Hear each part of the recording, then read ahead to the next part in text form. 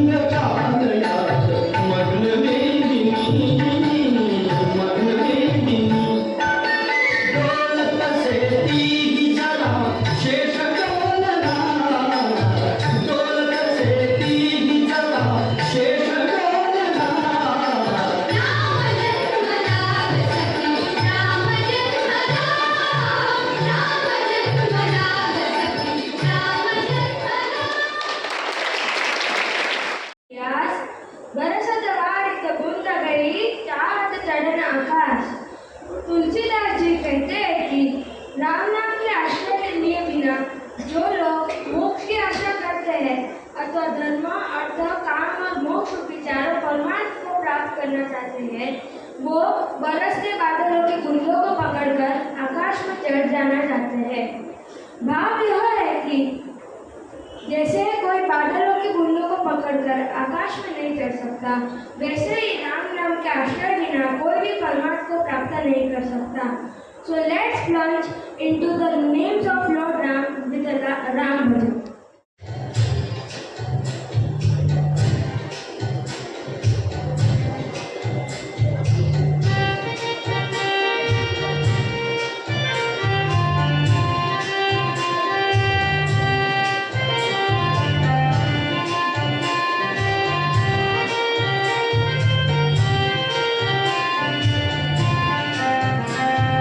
Ram Ram Ram Ram Ram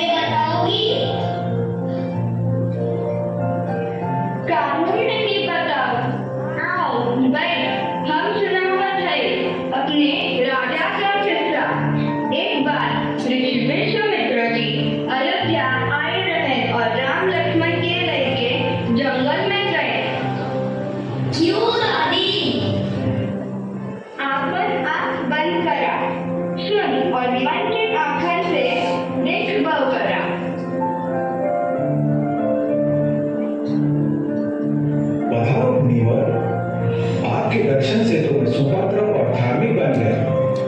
मेरा जन्म सफल हुआ। आप जिस कार्य से आए हो वो बदला। आपकी सेवा करके मैं अनुग्रहित होना चाहता हूँ। हे राजशार्दूल, मैं अपने मन की बात कहता हूँ, किंतु उसके अनुसार कार्य करने की अपनी प्रतिज्ञा को सत्य कीजिए। हे नरश्रेष्ठ, जब मैं यज्ञ करता हूँ तब राक्षसी ताटका अपने पुत्र मरीच और सुबाहु के साथ आकर उसमें विघ्न डालते हैं। यज्ञ वेदी पर मांस और रुधि बरसाते हैं। इससे मेरा यज्ञ ध्वस्त हो जाता है। इसलिए मैं तुम्हारे पराक्रमी और शूर ज्येष्ठ राजकुमार श्री रामचंद्र को मुझे देने की विनती करता हूँ। ये मेरी तपस्या के तेज से रक्षित होंगे और राक्षसों को नष्ट करेंगे। तो राक्षस श्री रामचंद्र जी की बराबरी नहीं कर सकते। किंतु मुनिवर, मेरे राजीव लोचन श्री राम तो केवल 15 वर्ष के हैं। मैं तुम्हें किसी भी तरह से राक्षसों के साथ लड़ने योग्य नहीं समझता। मेरे पास जो भारी बड़ी सेना है उसको ले जाकर मैं स्वयं उन राक्षसों से लड़ूंगा। अभी तो मेरे श्री राम बालक है। वे तो ना अनुभवी है, ना शत्रु के बल की समझ रखते हैं और न ही युद्ध विद्या में कुशल है। वे दोनों राक्षस बड़े बलवान हैं और युद्ध करने में पूर्ण दक्ष है और यज्ञ में विघ्न करने वाले हैं। उनके साथ लड़ने के लिए मैं अपने पुत्र को न भेजूंगा। हे राजन, आप प्रभु के वंश में उत्पन्न होकर बात कहकर मुकरते हैं। यह तो आपकी वंश परंपरा को बिल्कुल शोभा नहीं देता। यदि यही आपकी इच्छा है तो लो, यह मैं चला। तब वशिष्ठ ने दशरथ महाराज को समझाया। महाराज, जो कोई प्रतिज्ञा करके उसे पूरी नहीं करता है उसे इष्ट पूर्ति के नाश करने का पाप लगता है। अतः आप श्री रामचंद्र को भेज दीजिए। जब विश्वामित्र उनके रक्षक है तब श्री रामचंद्र को कोई क्या कर सकता है। वे तो आपके पुत्र की भलाई के लिए ही उन्हें आपसे मांगने आए हैं। जैसी आपकी आज्ञा प्रभु। यह सुनकर दशरथ महाराज ने विधिवत श्री राम लक्ष्मण को विश्वामित्र मुनि के साथ भेजा। मार्ग में श्री राम ने विश्वामित्र से बला और अतिबला नामक विद्या की प्राप्ति की।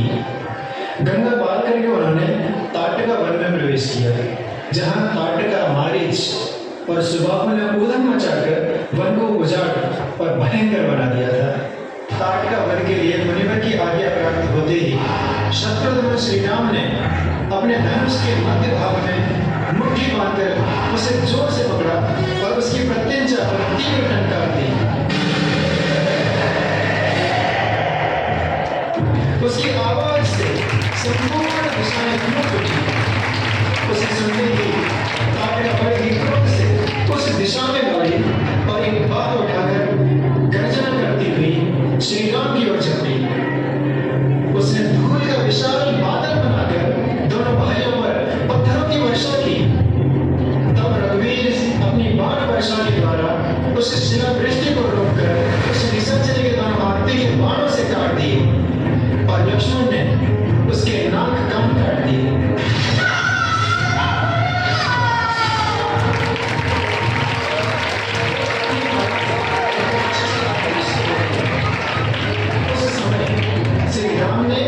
शब्द विधि बाणों से उसे घेर लिया और एक बाण मारकर उसका वध किया।